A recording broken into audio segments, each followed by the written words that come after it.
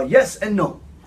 Yes and no meaning we denounce the evolution like scientists have, where they say that everything came from one cell and the cell went through mitosis or meiosis and split into 2 cells and then into 4 cells and then into 8 cells, and eventually the cell became a little fishy, and then the fish became a lizard with a nice little tail that was yellow, and then the lizard didn't like being a lizard anymore, so decided to become a little pig, and the pig decided that he doesn't want to be a pig, he wants to climb trees, so he decided to be a monkey, and the monkey decided, you know what, I want to give lectures for a living, so he became me.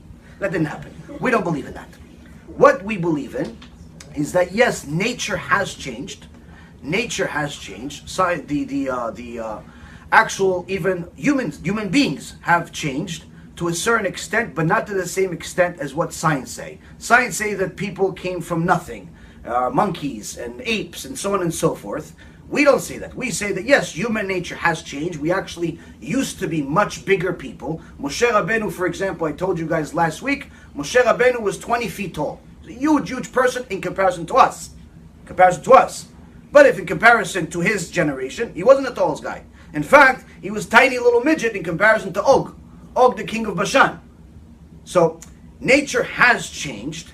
Our ability, our strength has changed. The Gemara says, how do you know what belongs to you in a field? What belongs to you in a field? That's you have a sheep and cows and things of that nature. How do you know what belongs to you and what belongs to somebody else? It says what belongs to you is as far as you can see. As far as you can see. So the Gemara asks, well, how far can you see? It says, well, the average person can see 10 miles. In today's world, there's not a single human being that can see 10 miles. At best, maybe you can see a half a mile to a mile.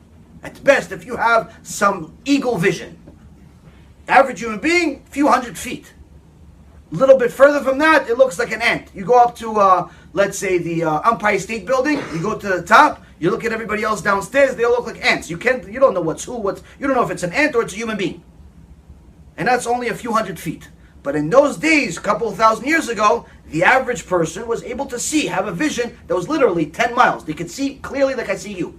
So yes, nature has changed. There's certain animals that existed back then that no longer exist today. There's certain animals that even changed slightly, but it's not to the same extent as what the scientist or an atheist like to say. And by the way, the reason why they like to say this stuff is because if the world came from nothing, meaning that the world started with a cell and no one is running the world, then that means they don't have to listen to anybody. They can do whatever they want. So in essence, the whole argument just is there to justify their behavior or misbehavior that's against the Torah.